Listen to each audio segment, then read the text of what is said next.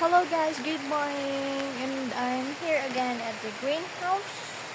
It's time to pollinate and magtatali ako ng kami pala, kasama ko si ate ni Basang. Magtatali kami ng melon. Cucumber, sana sasabihin ko melon ito. For support, look at this one. Here, ganito lang ang gagawin. Madali lang naman yung siya tatali. And today is rainy day. And yung mga kasama namin nila silang trabaho. Today is the Yasumi day kasi ang hirap mag-work pagka ganitong umuulan. Lakas yung hangin. Kaya yun, Yasumi nila. Sana all. Char! Hindi. I'm glad na may work kasi kahit pa paano nandito tayo sa loob ng greenhouse. And look at this one. Look at everything. So yun